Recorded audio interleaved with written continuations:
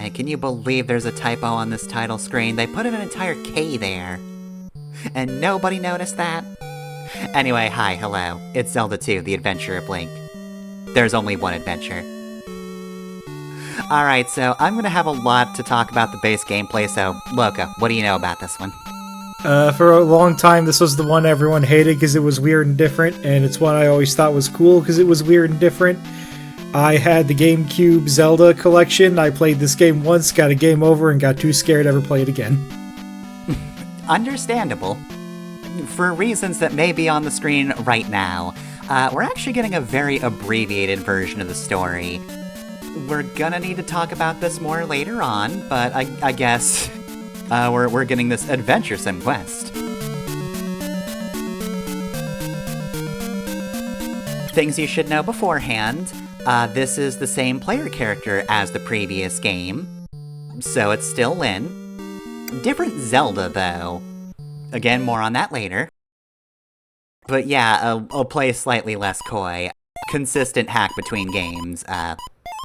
We're once again doing a Legend of Saria hack by Saria the Kokiri, who probably has a vested interest in making Saria a playable character in these games. Right, so, notable thing about Zelda 2. Yes, there's actually some side-scrolling in this one, as well as top-down. Top-down's just the overworld, where enemies will appear. Not right here, though, because, as you can see, there's a path. When you're on the path, things don't spawn. Even if you get things to spawn, if you do run into an encounter, then it'll just be blank. But if you're on a forest tile like this one, you'll get enemies. But I'm actually here for the item in this forest. Unfortunately, the random battle took priority. We're here for this experience bag. It has the letter P on it. I'm not giving it the name P and then bag for obvious reasons. Also, if you're wondering, the bats in this game are called aches. No, they're not keys. Completely different. Alright, and here we have our first village. Right, so we did Zelda 1 recently-ish, by which I mean half a year ago. One of the big complaints of Zelda 1 is that it's a very obtuse game, and, well, they do actually address that a little bit in this game. There are towns and there are NPCs that'll actually give you hints and might, get you in the direction you need to go. Not to say there aren't parts that are obtuse, because there are, but you actually get some help outside of the manual this time.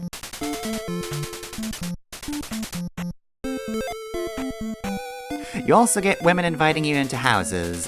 They will restore either your life or magic. They're usually separate people, so hi! Go to different houses for those things.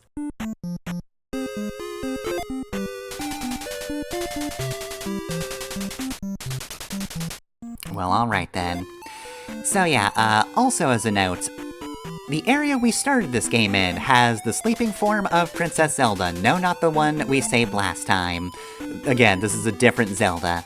But that's the Northern Palace. You will start there again if you ever game over or save and quit. So, we're not going to be seeing that much in this playthrough because, you know, I can just save state at the end of a dungeon and then load next time, so I don't need to appear there every time and have my experience reset and have to start from the beginning. Also, each town has a wise man, who happens to be in this fireplace. He's pondering. In Parappa Desert, use this magic to survive. I was about to say, to reach the Parappa Desert, you must slam your penis in the car door. You gotta rap cool, or you're never gonna make it. So, he said that magic would be useful in the Parappa Desert, and yes it will be. If you're playing the game like a normal person and not a mad woman, you're going to want to use the shield spell, because it reduces damage. And that is one of the most helpful things in this game. Because yes, your player character does know magic now other than just the sword beam. You do have the full life sword beam just like in the first game, no need to talk to anybody to get that. But you also know other spells, like the one that, again, reduces damage and is very useful. We also have to travel through a cave in the dark just this one time. There's only that one enemy that you can sort of see crawling along if you look at the ground. Go to any other cave without the candle, you will probably die. I will say, the magic in this game was always interesting to me as a kid. I like the idea of Link just casting spells, and it not being tied to an item. Yeah, you're a mage in this game, congrats. I feel like people never talk about this Link when they're talking about comparing the Links, but I like the idea of the fight between all the Links. This one is just like throwing lightning bolts everywhere, and nobody knows how to deal with it. Well, you don't need a rod for that? What the heck? Alright, so we do get a heart right here that will actually give us another square in our life container. As I said before, though, we do have experience. So, initially, all of the different categories that we can level up have different experience values. So, when I level up at 100 experience, that doesn't mean I can choose anything between strength, magic, or life. I believe life is the cheapest thing for a few levels, actually, which, for good reason, if you're not a mad woman and you're playing this game normally, you do definitely want a lot of life, because things in this game will kill you a lot. We also ran into the hard mode version of the battle in this area. You can tell the difference between enemies because this one just looks like a real big strong demon and the others are just slimes. Which, hey, by the way, we still don't have the usual Zelda slimes, just like in the last game. These are different slimes yet again.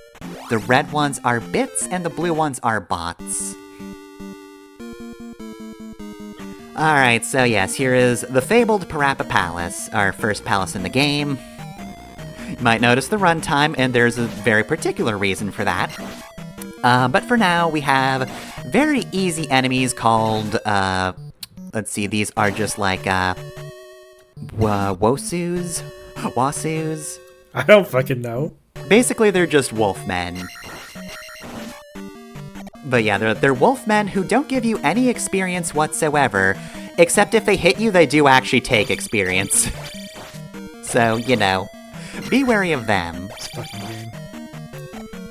The skeletons, at least, are Stalfos. We know them. They were in the previous game. I feel like Zelda 2, unlike Mario 2, the game which did eventually have, you know, very important enemies, has a bunch of weird guys.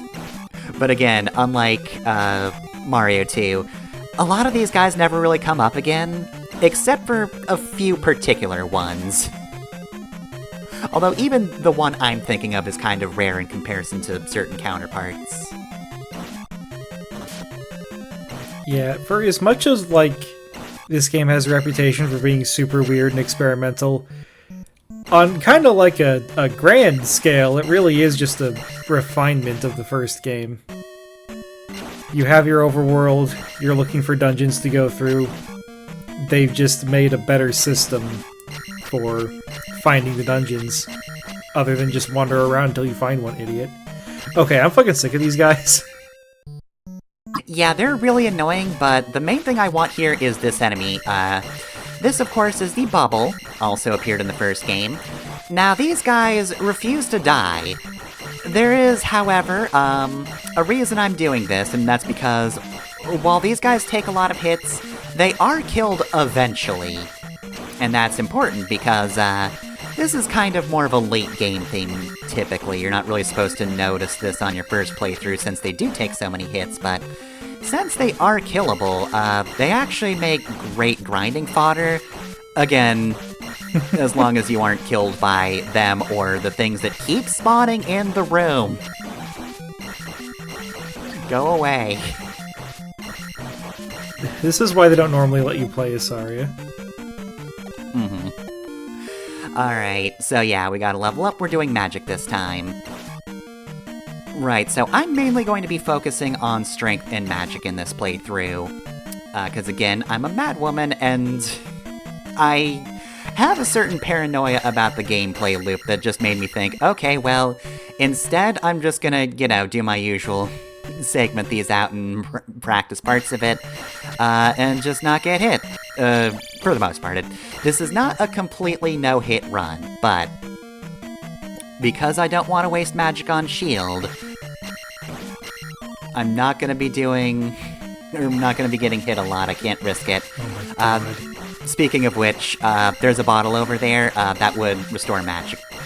You're not guaranteed to get that, though, so I couldn't be certain that was there. I'm gonna be honest, as long as it takes to kill these things, I thought you were gonna get a lot more experience than you actually got. 50 is pretty good. Yeah, but I thought you were gonna get, like, an entire level up on its own. Mhm.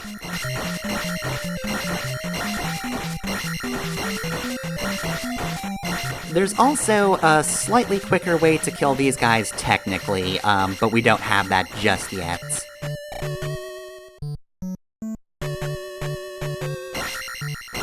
Alright, and since we're also here, Stalfos, our introduction to the sword fighting in this game.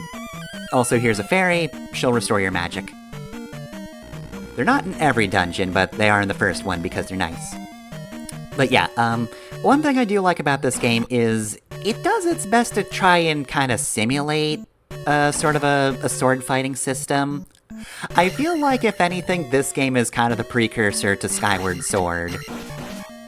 We're not going to see it as much with the Stalfos because they're not particularly complex enemies. They just have a shield that will block your shots if you try to hit them. Oh, hi, here's a hammer, bro. Hi!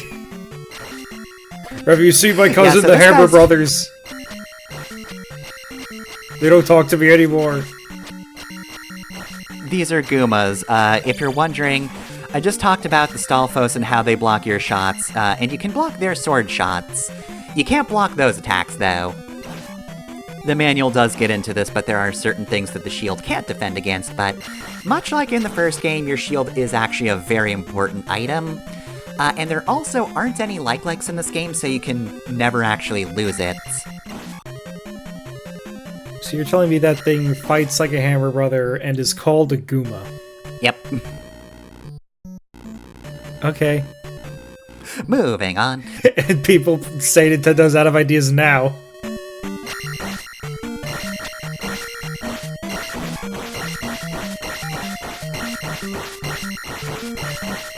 I don't think it winds up being the best system on the planet because of later enemies, but yeah, I think baseline, the sword fighting in this game is theoretically pretty cool. Because enemies have shields, and you're trying to basically outmaneuver them. Again, for Stalfos, that's your intro enemy. If you try to fight them normally, they just say, no, I'm going to block your shots like you can block mine. So you have to actually do some crouch attacks in order to actually take them out. We will be getting new enemies soon enough that will actually test us a little more. Well, if the system seems cool on paper, but actually doesn't work as well as intended, that makes it the perfect predecessor for Skyward Sword, actually.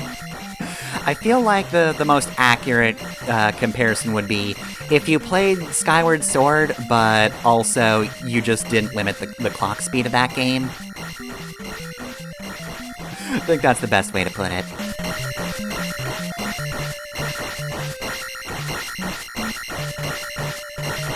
Also, yeah, again, the bubbles are the main reason this is 23 minutes and not, like, I don't know, 15. But look, it pays off in the future, trust me. Also, as a note, you'll be able to tell where I segmented this particular run.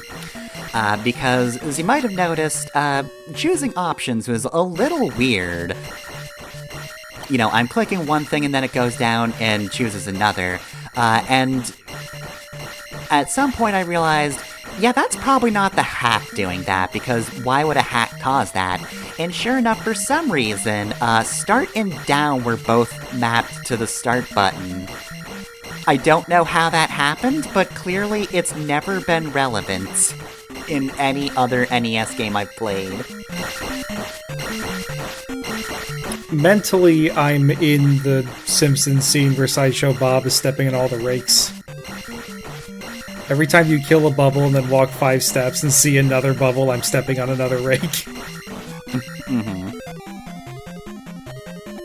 Well, good news. Attack will go up, so that'll take, like, I don't know, 4 minutes instead. Oh god, 5. Right, this is the ultra-fast bubble. Thank goodness I have it in a very particular loop, because if this guy starts moving again, I will get hit. I'd say ask me how I know, but we all know it's because, when I don't nail the timing on this, it is very obvious immediately that I have erred.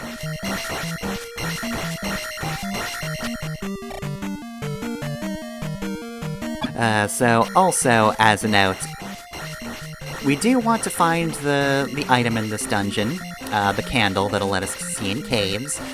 But you might be worried because, hey, going through the dungeons, it seems like after I get out of the dungeon, I can't go back into it anymore, so what do I do then?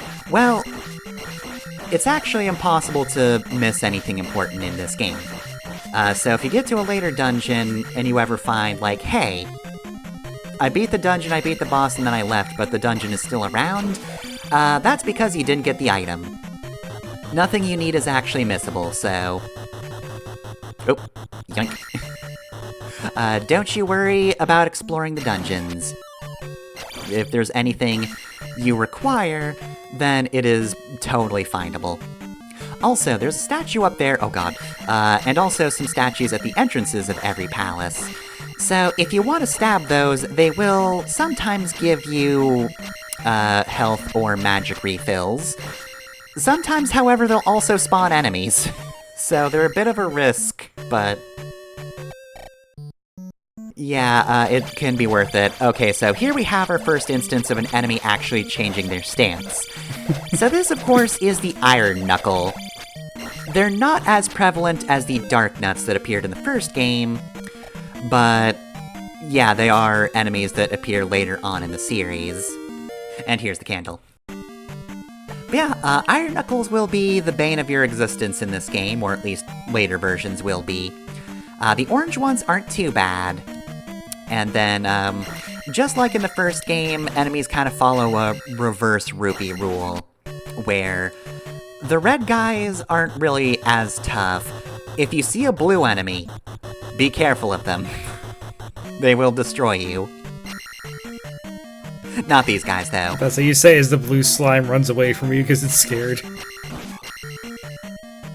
So, like, technically speaking, the bots, the blue slimes, are tougher than the bits, at least. The bits are the red slimes. They basically just do nothing and die very easily. Normal bots are also pretty easy, they're just a little more aggressive, and they are more likely to jump into your face, but they're still kind of slow-moving. Bots found in dungeons, I think, are even more aggressive than that, but not by much.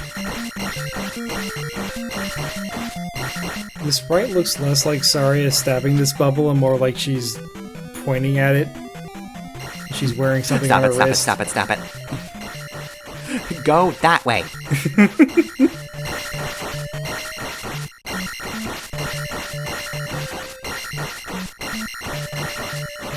Also, speaking of sprites, bubbles are supposed to look like skulls, of course, but this one does look very sad. No, I don't want to go left. Stop pointing.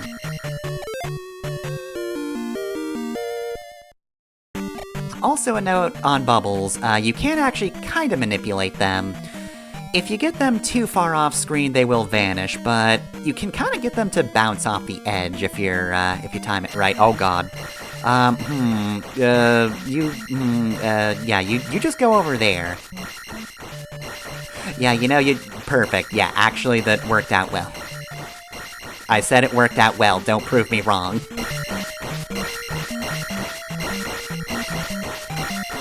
But yeah, the max level is, I want to say, 8. Future me, if I just said the wrong thing, correct me there, but it's either 7 or 8, so... honestly, Given Attack is the most pricey of the things to level up. It is definitely the thing I want to focus on. Because again, needs a lot of EXP to actually get to it, but I feel like it is the most immediately rewarding in that things do die faster for it, and I'm gonna want that for later enemies because, they can take a lot of hits if you're not properly upgraded. I think the intent of the game was to, just follow in order, but they do give you the freedom to kind of choose what you want to if you want to, skip a level. Again, there's a bit of a risk to that in that if you game over, or if you just have to quit and go to bed for the night, you do lose your experience. Okay, I meant to ask you something earlier. You lose your experience, do you lose your levels? You do not. You keep the levels at least. Okay. Okay, that makes the most sense, but I got scared, because, again, I never played this 2 sessions in a row. I got a game over and went, and then never touched it again.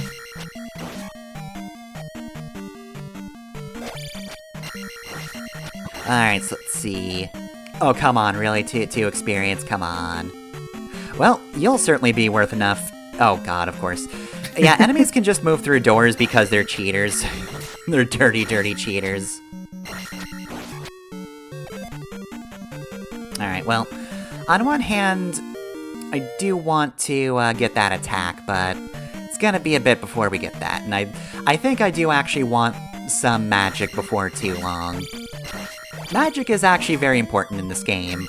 Again, I'm ignoring the first spell because, madness, but I think it's worth it in the end. Alright, so here's our first boss, which we just knocked a whole lot of health off of. This is Mazura, or as you probably know him, Horsehead. His weakness is his Horsehead. He does do a fair bit of damage, and he can only be hit in the Horsehead. The armor's actually pretty good, but if you're pretty good with jump attacks, this boss is no problem. He also has some great official artwork. I do mean that, because some of them are silly. But also, there are some genuinely pretty good ones, like, there are illustrations by Tatsuya Terada for this game that are actually genuinely pretty good, that'll definitely be showing off over the course of this game. For the time being, though, automatic level up at the end of every dungeon. See you next time. Very blunt way to end that.